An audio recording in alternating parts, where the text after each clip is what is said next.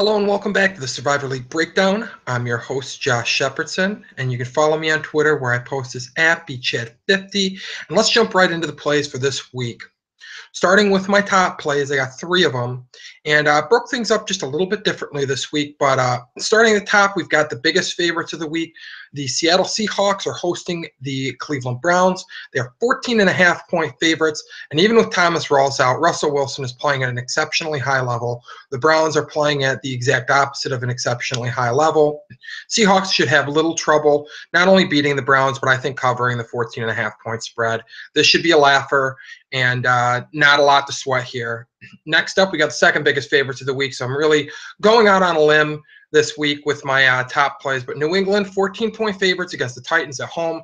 Titans were just drilled by the Jets in New York, or technically New Jersey, but on the road. And they're on the road again this week against Patriots. Patriots got Rob Gronkowski back last week after a 1-week absence, and he looked like Gronk, catching a touchdown on single coverage in the red zone, which I don't even know why any defense would fail to double team him down there. They're going to beat you on the ground if you put a safety over the top and take somebody out of the box. That's, a lot more excusable than leaving a corner or anyone in single coverage with Gronk in the red zone, but that's a different point. Patriots should roll this week. 14's a lot to lay, though, for a team that just hasn't quite looked like itself. They did beat up on the Texans last week, but I do think Mariota's a little bit better quarterback.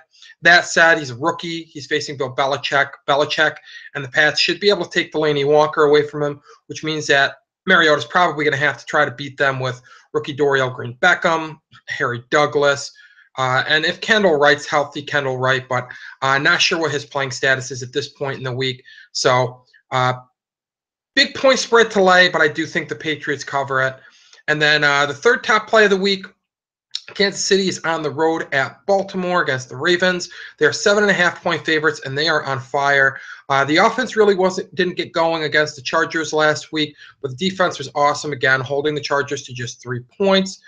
Defense is clicking on all cylinders, and whether it's Jimmy Clausen starting or the team happens to go back to Matt Schaub or whatever they do at quarterback, they're not going to have an answer for this Chiefs defense that is revved up, playing at a really high level.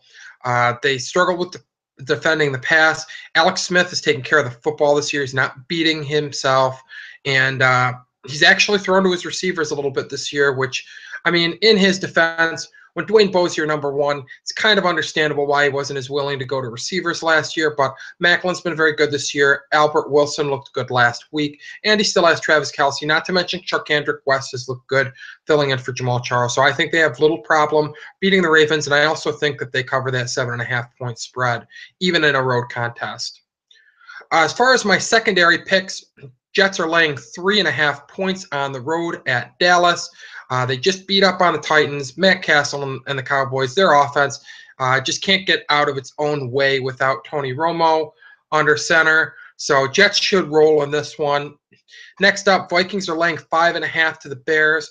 That's a little bit tougher one to lay the points in, but if you're just in a straight pick 'em, which most Survivor leagues are, Vikings look good. Bears' run defense is bad. Adrian Peterson is the offense for the Vikings, so this is a matchup made perfectly for them. I think the Vikings at home win. I don't know as though they roll because that offense just isn't scoring a ton of points, and the defense has been beaten up at times. Mostly good this year, but they have shown some chinks in the armor. So 5.5, a lot of points to lay, but for a team that just hasn't been consistently great. But I do like Adrian Peterson and the Vikings to win outright. Panthers are on the road at the Giants, and the Giants are, pardon the pun, giant killers throughout their recent history, ending the Patriots' perfect season, giving the Patriots a run a few weeks ago, but they really seem to be a thorn in the side of very good teams. I don't think it's going to matter this go-round. Coughlin seems to get them up, but basically they beat the Dolphins because the Dolphins were dumber than they were last week. It was not a pretty Monday Night Football game. Both teams made head-scratching decisions. Giving Andre Williams a football at all is a head-scratcher for the Giants. They still don't have much of a running game. Rashad Jennings mustered just over 80 yards rushing on more than 20 attempts against one of the league's worst run defenses last week. Nobody's been beating the Panthers through the air, save for Drew Brees at home. a few weeks ago, but otherwise Panthers have been locked down against passing attacks. OBJ's from another planet, so maybe he's the answer for beating up on Josh Norman, but with OBJ basically a one-man machine for the Giants, I do think that the Panthers can keep him in check enough for Cam Newton to absolutely flat out embarrass that Giants defense, pick up another win, and remain undefeated. But 5.5, a lot to lay on the road against a team that has a superstar like OBJ and can put some points up. So as far as covering, not sure the Panthers pull that off, but I do feel comfortable with them winning outright. Bengals are on the road at San Francisco, and the 49ers have been a tough defense at home. But that offense doesn't travel. It also doesn't play well at home. They are the lowest scoring team in the league on a per-game basis. And even with A.J. McCarron under center, I expect the Bengals to win this one. Also expect them to roll. I don't think it's even close. The Niners were just gashed by Isaiah Crowell and Duke Johnson. No, I didn't stutter. That is 100% who beat them up last week. And the Bengals back significantly better. Jeremy Hill, Giovanni Bernard, both better backs than Duke Johnson and Isaiah Crowell. With McCarron under center, I don't think they'll take as many chances as they would with Andy Dalton. But I don't think they need to. I think they're going to be able to establish the run and beat up on the 49ers. And when McCarron does air it out, there's this guy named A.J. Green. Not sure if you've ever heard of him. He's pretty good at football. He should have little trouble carving up that secondary. So Bengals roll in this one, I believe. Next up is their division foe who just beat them last week. Pittsburgh Steelers are hosting the Denver Broncos. They're 6-point favorites, and I like the Steelers to win here. Big Ben is on fire. The receiving threats he has are just unbelievable. I mean, the depth there. If it's not Antonio Brown beating defenses, it's Martavis Bryant or Marcus Wheaton or Heath Miller or even D'Angelo Williams in the passing game. And as far as running goes, D'Angelo Williams has been excellent in relief of Le'Veon Bell. Broncos defense is awesome, but Brock Osweiler has proven to be basically a game manager right now, not producing many points. The team scored fewer than 20 points in 3 of his 4 starts this year, and you're going to need more than that to keep up with the Steelers this week. I think the Steelers win, but I'm not sure they cover the spread because I do think the Broncos defense is good enough to keep this close, within a touchdown, but that's about the best they're going to do. And I think the Steelers win, and I'll add a little topper to that. If the Broncos are out of it late, it sounds like Peyton Manning's practicing. Maybe they give him a few snaps, see what he can do, see if going back to him is the answer. But as far as your survivor leagues are concerned, take the Steelers here. Finally, in the strong secondary picks for me, got the Texans at the Colts. I'll take the Texans. There's no line out right now. TJ Yates is expected to start a quarterback for the Texans. Matt Hasselbeck at quarterback for the Colts. And the Colts have looked terrible the last couple of weeks. They've just been getting spanked. Texans defense is the best unit, I believe, in this game. And the Texans also feature probably the best player in this game on both sides of the ball. J.J. Watt on defense, DeAndre Hopkins on offense. So I'm going to say talent wins out here, and I'm going to guess the Texans win that contest. In their own little category, in limbo as I put it on my cheat sheet here, I got the Cardinals laying 3.5 against the Eagles. But I'm not as confident as I usually would be in the highest scoring offense in football. Cardinals look like the most well-rounded team, but they're making the west to east trip from that Pacific time zone to the Eastern time zone to play the Eagles. Last time they traveled to Pennsylvania, they were beat by the Pittsburgh Steelers, not even the Big Ben-led Pittsburgh Steelers. So bad loss on their resume.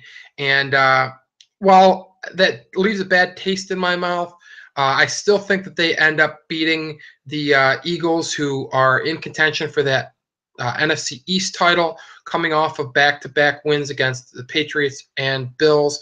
I'm going to lean on the better quarterback in this contest and say Carson Palmer finds a way to win this one.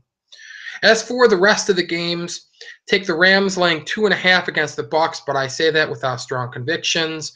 Jameis Winston, better quarterback in this contest, but Todd Gurley, probably the best offensive player on either team. And against another stout run defense or stout-ish run defense, the Lions had played fairly well of late. Todd Gurley flat out embarrassed them. Don't expect him to embarrass the Bucs, but The willingness of their new OC to continue to feed him the ball and keep things close. If that defense can keep Jameis Winston in check and they are able to lean on the run game and not play catch up, I think the Rams win. And I mean, that's how this game looks. You got a rookie quarterback against a pretty good defense, or at least a defense that has talent on it. And I think the game stays close. And in that case, game flow doesn't get out of hand. Todd Gurley remains a big part of it. And I think the Rams win at home. Next up, the Jags are hosting the Falcons, 3-point favorites. And believe it or not, I usually, as my tiebreaker, I like to go to the quarterback and take the better quarterback in this one. And that's going to be the case here. And I mean, coming into the season, I don't think many people would say Blake Bortles better quarterback than Matt Ryan. And maybe as far as advanced metrics go, he isn't. But he does a good job of taking chances with his receivers, putting the ball up and letting them make plays. And both of the Allens have done a great job of making plays this year. I don't think the Falcons have an answer in their secondary for the Allen brothers. And while the Jaguars don't have an answer for Julio Jones either, Matt Ryan seems to have kept Matt Ryan in check this year. So maybe the Jags defense doesn't have to. But this one looks like a game that could be a shootout. Neither defense is playing good football. And both teams have some explosive playmakers on their offenses, but I'll take the Jags laying 3 at home. Next up, we've got my beloved Bills traveling to Washington to face the Redskins. Bills laid an egg on the road in an NFC East matchup with facing an NFC East opponent, the Eagles, in Week 14. I don't expect them to win in this road contest either. The Redskins have gotten considerably better play from their quarterback, Kirk Cousins, at home. And not surprisingly, they have been much better at home. They did lose a Monday Night Football tilt at home 2 weeks ago against the Cowboys. And, I mean, that's a Matt Castle-led offense. So there's certainly an argument to be made that the 1-point favorite Bills can go into Washington and win. But after last week's deflating loss, I just have this feeling in the pit of my stomach that they're going to go in and lay an egg, pretty much out of the playoff picture at this point. They would need a lot to break their way, and they'd have to win out. I don't see both of those things happening, and I think the players are probably realistic and understand that. Rex Ryan, his players have historically played to the wire for him. Even last year on a bad Jets team that was just outmatched, his players did continue to play hard for him, even if they didn't play well. So maybe that works in the Bills' favor this week, but they just are a very undisciplined group, racking up penalty after penalty, and I think that cost them this week against Kirk Cousins and the Redskins. Next up, the Packers are traveling to the Raiders, and they're 3-point favorites. And while Brock Osweiler didn't make the Raiders' defense pay when he got in the red zone last week, Rodgers, I don't think, is going to let them off the hook. I think that's the difference here. Packers defense playing pretty good football. Eddie Lacy and James Starks both ran the ball well last week. I think the Packers established a little bit of balance, even with their receivers looking like garbage this season without Jordy Nelson out there. I think Aaron Rodgers does enough to get this team over the hump. And look for the Rodgers to Rodgers connection. The Raiders have had troubles defending the tight end. I think Richard Rodgers picks them apart over the middle of the field. Next up, Dolphins. Road underdogs, 2-point underdogs against the Chargers. This might be your worst matchup of the week, the game that no one cares about. The Chargers, they've scored 3 points in back-to-back games and 3 points in 3 of their last 4 games. They look awful.